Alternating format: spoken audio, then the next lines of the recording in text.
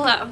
My goal in talking on this video is to share my story, but mainly how it led to my advocacy and how through my experience with sexual assault I was able to become an advocate for other survivors. January 25th, 2020, I was raped in my dorm room at the University of Missouri, Kansas City. I was raped 5 times in the course of 5 hours. There were multiple people who witnessed this assault who did not intervene. I went and got a rape kit, a forensic exam, and that took 3 hours. It was painful to take evidence from my body, which was the crime scene, and I felt very violated during this experience, but a lot of sexual assault survivors have to go through that process in order to get any sort of justice. I didn't know what the Title IX office was or how to get justice. I had to talk to multiple people before I was able to discuss with Title IX investigators what happened to me. I went forward and reported my assaults to the Title IX office after I went through a lot of denial. My perpetrator lived a floor below me. I was ridiculed, victim blamed.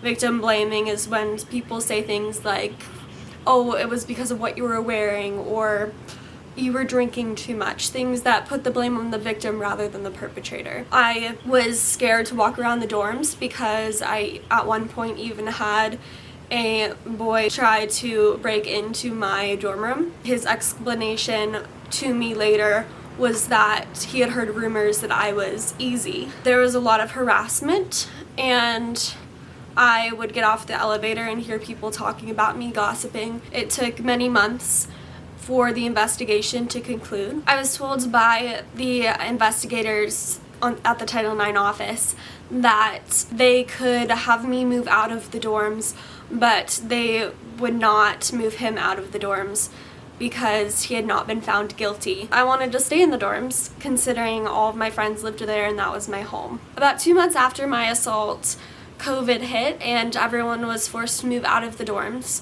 I had to move back home and live with my parents, where I was able to get therapy and get the support and help that I needed away from all of the victim blaming and harassment that I was dealing with on campus. Once I had moved home a couple months later, my rapist was found guilty of sexual assault by the Title IX office. He was suspended for 1.5 years from the University of Missouri, Kansas City, but not expelled even though he was found guilty.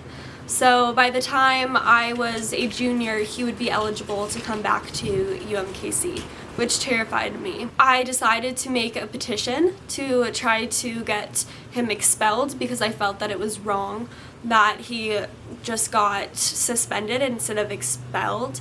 Expulsion should be the ramification for being found guilty of sexual assault by a Title IX office on campus.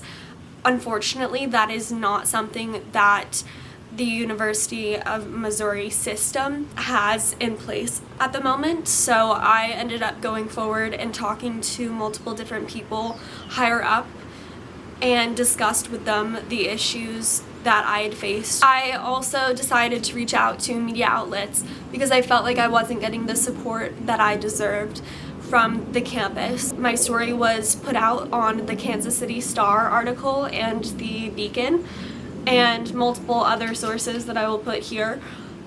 And as a result of those media outlets posting about my story, the chancellor of the University of Missouri, Kansas City was able to reach out to me, and I became good friends with him, and he was able to help me make some changes in the office and figure out how to ensure that other victims at the University of Missouri, Kansas City wouldn't go through the things that I did through the Title IX office and experience the amount of victim blaming and harassment on campus as I had.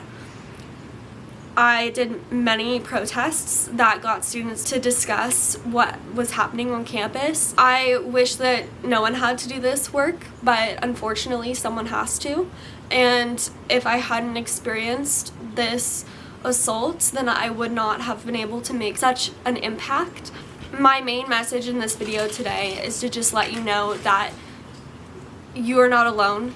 Sexual assault and rape happen on college campuses way too often. I used to think that there wasn't anything you could do about it, but I have found out through advocacy and continuing to push and push that you can always use your voice to create change.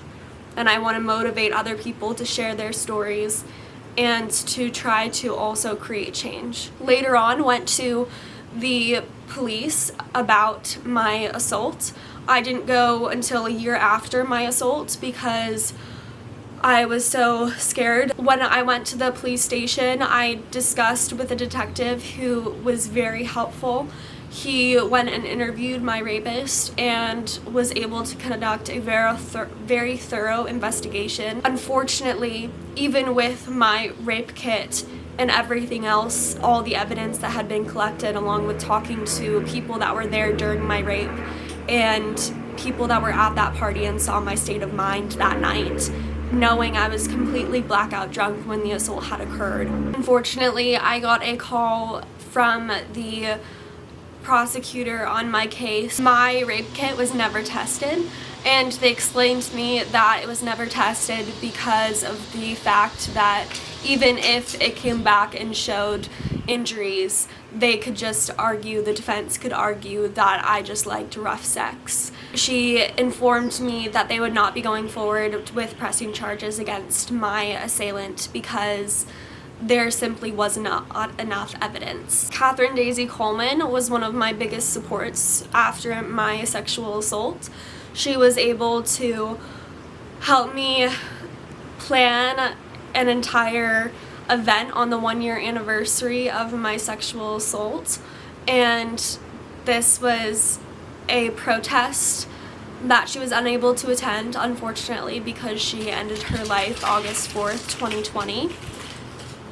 But she gave me so many lessons and so many important tips that helped me through my advocacy process and influenced me to continue this journey and keep fighting this important fight. After Catherine Daisy Coleman passed, I also went with many of her friends to Maryville, Missouri, where we protested, ensuring that Darren White, the sheriff at the time of Catherine Daisy Coleman's sexual assault, did not get to become sheriff again. And that was a victory. As a survivor and knowing the system after educating myself about it, I came to understand that it is not victim-centered, and a lot of things in the criminal justice system need to be changed in order to better support victims and survivors. That is why I have decided, after I graduated from the University of Missouri, Kansas City, that I wanted to get my master's degree in social work. I applied to Florida Atlantic University and got accepted into their master's program for social work. So now I'm able to finish my education out for the next 2 years and then be very much involved with helping change the culture and make policy changes. I want people to know that it is possible to go from being a very broken victim to a very empowered survivor who has overcome a system that is in place to make survivors feel inferior, that they can still come out being very powerful and create change.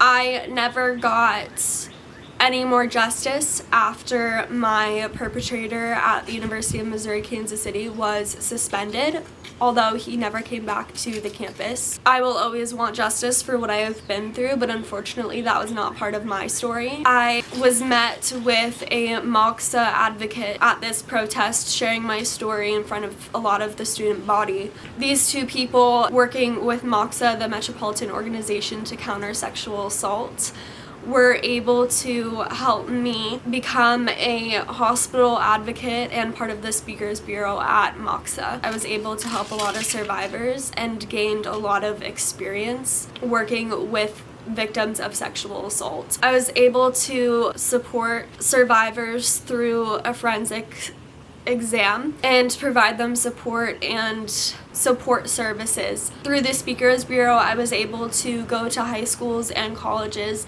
and speak to high schoolers and college students and adults about my experience and my advocacy and how they can also make a difference. I want everyone to know that no matter where you come from, no matter what you've been through, you are very strong and that you can create positive change and make an impact in this world. Thank you for listening to my journey.